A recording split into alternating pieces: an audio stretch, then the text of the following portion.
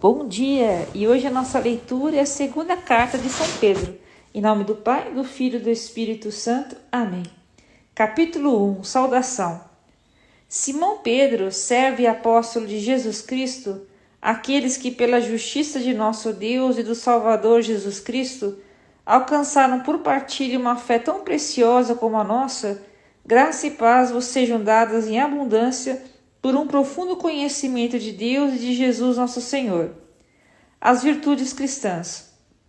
O poder divino deu-nos tudo o que contribui para a vida e a piedade, fazendo-nos conhecer aquele que nos chamou por sua glória e sua virtude.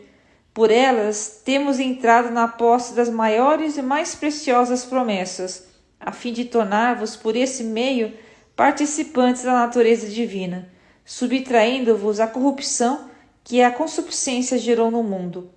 Por esses motivos, esforçai-vos quanto possível por unir a vossa fé à virtude, a ciência a temperança, a temperança a paciência a piedade, o amor fraterno e o amor fraterno a caridade. Se essas virtudes se acharem em vós abundantemente, elas não vos deixarão inativos nem infrutuosos no conhecimento de nosso Senhor Jesus Cristo. Porque quem não tiver essas coisas é míope, cego, esqueceu-se da purificação dos seus antigos pecados. Portanto, irmãos, cuidai cada vez mais em assegurar a vossa vocação e eleição. Procedendo deste modo, não tropeçais jamais. Assim, vos será aberta largamente a entrada no reino eterno de nosso Senhor e Salvador Jesus Cristo. Eis porque não cessarei de vos trazer à memória essas coisas, embora estejais instruídos e confirmados na presente verdade. Tenho por meu dever, enquanto estiver neste tabernáculo, de manter-vos vigilantes com minhas admoestações, porque sei que em breve terei de deixá-lo, assim como nosso Senhor Jesus Cristo me fez conhecer. Mas cuidarei para que ainda depois do meu falecimento possais conservar sempre a lembrança dessas coisas. Garantia da doutrina apostólica. Na realidade, não é baseando-se em hábeis fábulas imaginadas que nós vos temos feito conhecer o poder e a vinda de nosso Senhor Jesus Cristo, mas por teres visto a sua majestade com nossos próprios olhos, porque ele recebeu de Deus Pai honra e glória, quando do seio da glória magnífica lhe foi dirigida essa voz: Este é o meu Filho muito amado, em quem tenho posto todo o meu afeto. Essa mesma voz que vinha do céu, nós a ouvimos, quando estávamos com ele no Monte Santo. Assim, demos ainda maior crédito à palavra dos profetas, ao qual fazeis bem em atender, como uma lâmpada que brilha em um lugar tenebroso, até que desponte o dia e a estrela da manhã se levante em vossos corações. Antes de tudo, sabei que nenhuma profecia da Escritura é de interpretação pessoal, porque jamais uma profecia foi proferida por efeito de uma vontade humana. Homens inspirados pelo Espírito Santo falaram da parte de Deus. Capítulo 2. Falsos doutores e seus embustes. Assim como houve entre o povo falsos profetas, assim também haverá entre vós falsos doutores, que introduzirão disfarçadamente seitas perniciosas. Eles, renegando assim o Senhor que os resgatou, atrairão sobre si uma ruína repentina. Muitos seguirão nas suas desordens e serão deste modo a causa de o caminho da verdade ser caluniado. Movidos por cobiça, eles vos hão de explorar por palavras cheias de astúcia. Há muito tempo a condenação os ameaça e a sua ruína não dorme.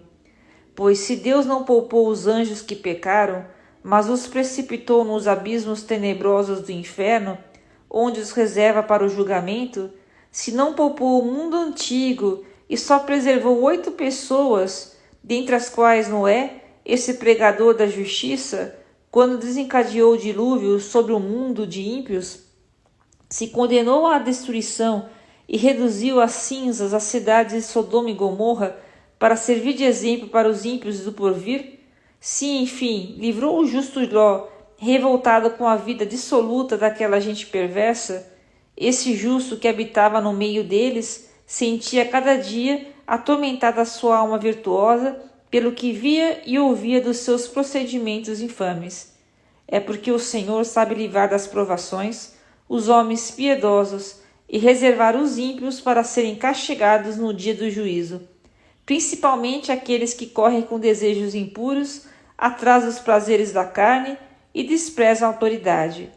Audaciosos, arrogantes, não temem falar injuriamente das glórias, embora os anjos superiores em força e poder não pronunciem contra elas aos olhos do Senhor o julgamento injurioso. Mas esses quais brutos destinados pela lei natural para a presa e para a perdição, injuriam o que ignoram, e assim da mesma forma perecerão. Esse será o salário de sua iniquidade. Encontra suas delícias em se entregar em pleno dia às suas libertinagens.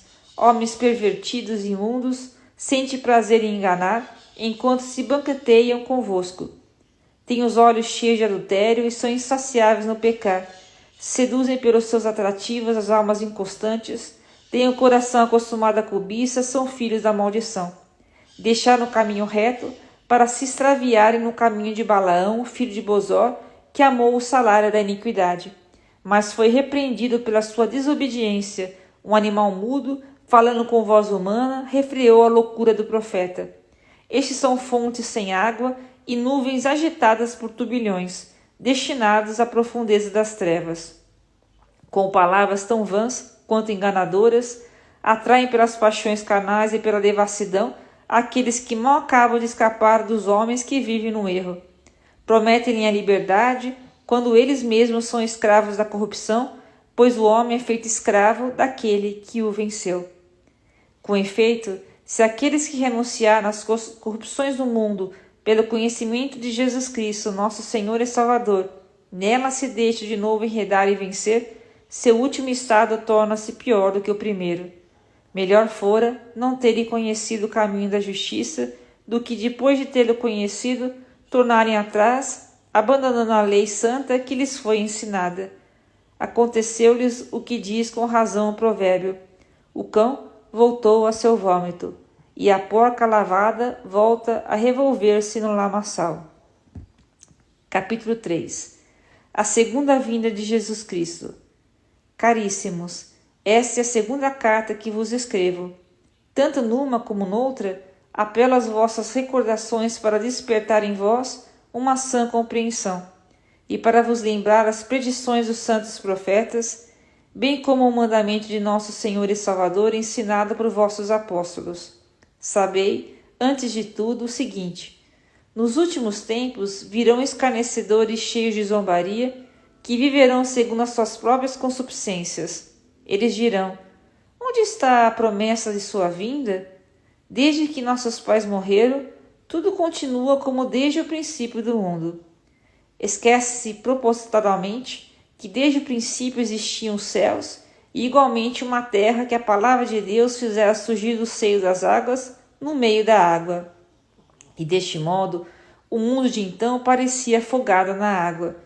Mas os céus e a terra que agora existem são guardados pela mesma palavra divina e reservados para o fogo no dia do juízo e da perdição dos ímpios. Mas há uma coisa, caríssimos, de que não vos deveis esquecer: um dia diante do Senhor é como 1000 anos, e 1000 anos como um dia. O Senhor não retarda o cumprimento de sua promessa, como alguns pensam, mas usa da paciência para convosco. Não quer que alguém pereça, ao contrário, quer que todos se arrependam. Entretanto, virá o dia do Senhor como ladrão. Naquele dia os céus passarão com ruído, os elementos abrasados se dissolverão, e será consumida a terra com todas as obras que ela contém. Uma vez que todas essas coisas se hão de desagregar, considerai qual deve ser a santidade de vossa vida e de vossa piedade. Enquanto esperais e apressais o dia de Deus, esse dia em que se hão de dissolver os céus inflamados e se hão de fundir os elementos abrasados. Nós, porém, segundo sua promessa, esperamos novos céus e uma nova terra, nos quais habitará a justiça. Portanto, caríssimos, esperando essas coisas, e esforçai-vos em ser como ele, achados sem mácula e irrepreensíveis na paz. Reconhecei que a longa paciência de nosso Senhor vos é salutar, como também vosso caríssimo irmão Paulo vos escreveu, segundo o dom de sabedoria que lhe foi dado. É o que ele faz em todas as suas cartas, nas quais fala nesses assuntos.